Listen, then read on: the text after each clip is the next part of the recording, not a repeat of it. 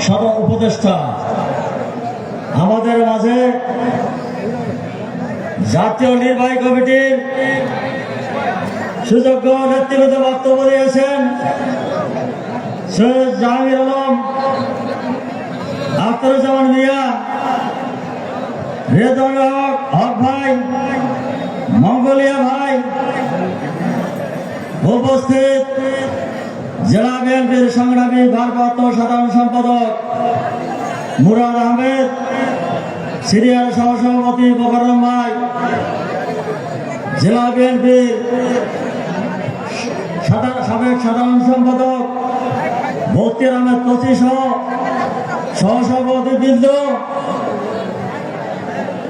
যুগ্ম সম্পাদক বৃন্দ, সাংগঠনিক সম্পাদক সহ সকল পর্যায়ের নেতৃবৃন্দ, উপস্থিত এই দিনাজপুরে 22টা ইউনিট থেকে আগত নেতৃবৃন্দ, উপস্থিত 11টি ইউনিটের অঙ্গ সহযোগী সংগঠন নেতৃবৃন্দ, সমস্ত সাংবাদিক ভাইরা, আসসালামু আলাইকুম।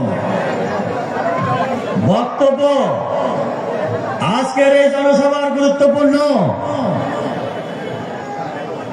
নিত্য প্রয়োজনীয় দ্রব্যের মূল্য স্থিতিশীলতা, আইন শৃঙ্খলা রক্ষা করা এবং অতি তাড়াতাড়ি বাংলাদেশের একটি নির্বাচনের ব্যবস্থা করার জন্য সরকারের কাছে আহ্বান। এই সংশ্লিষ্ট ব্যাপারে আমাদের প্রধান অতিথি বক্তব্য রাখবেন।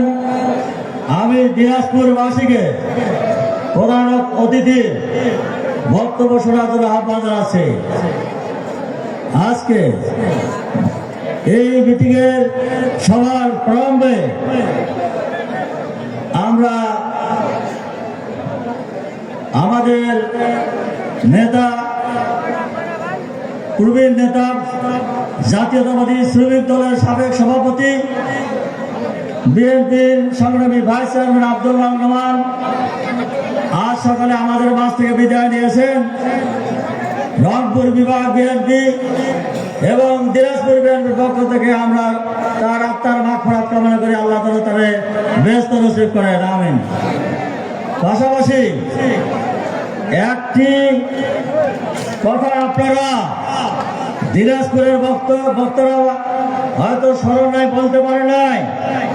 আজকে 25শে ফেব্রুয়ারি, মনে আছে দিল্লির কথা? আছে, মনে নাই? 25শে ফেব্রুয়ারি শেখ হাসিনা ক্ষমতা আসার পর বাংলাদেশকে একটি তাবেদারি রাষ্ট্র পরিণত করার জন্য বাংলাদেশের সামরিক বাহিনীকে ধ্বংস করার জন্য বাংলাদেশের সামরিক বাহিনীর সবচেয়ে চৌকস নেতৃবৃন্দ, চৌকস যারা ছিলেন, যারা সামরিক জানতে ছিলেন সামরিক বাহিনীর, তাদেরকে সেই সময় পিডিআরে তাদেরকে সেই সময় সেখানে চাকরিতে স্থানান্তর করে একদিনে তাদেরকে হত্যা করা হয়েছে, মনে আছে না? আমরা প্রতি বছর বলেছিলাম 25শে ফেব্রুয়ারিতে বিএনপি যদি ক্ষমতায় আসে, শেখ হাসিনা তোমাকে পিডিআর এই দেশ থেকে পালিয়েও রক্ষা পাবে না, দেশের দেশ থেকে এসে তোমাকে এই দেশের মাটিতে পিডিআর হত্যার বিচার করা হবে। পাশাপাশি এই দিনাজপুর সহ সারা বাংলাদেশে আমাদের হাজার হাজার নেতা কর্মীকে গুম করা হয়েছে। ইলিয়াস আলী চৌধুরী আলম সহ শত শত নেতাকে গুম করা হয়েছে, হত্যা করা হয়েছে। 5ই আগস্ট ছাত্র জনতার বিপ্লবে রংপুর আবু সাইদ সহ শত নেতা কর্মী জীবন দিয়েছে। এই সব একদিনে স্বৈর শাসকের অবসান হয় নাই, 70টা বছর আমাদেরকে শ্রম দিতে হয়েছে না? এই মাঠে অনেক সমস্যা করতে হয়েছে না?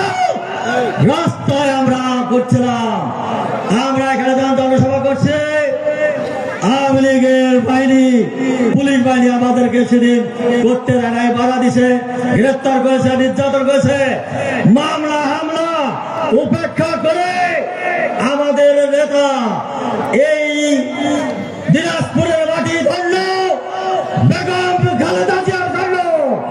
দিনাজপুর আমরা বলেছি, দিনাজপুর বেগম খালেদা জিয়ার, দিনাজপুর শহীদ রাষ্ট্রপতি জিয়াউর রহমানের, দিনাজপুর তারেক রহমানের। ঠিক আছে, দিনাজপুরের 6টি আসন আমাদের নেতা কর্মীরা সেই বীরগঞ্জ থেকে হিলি পর্যন্ত এই নেতা কর্মী এখানে উপস্থিত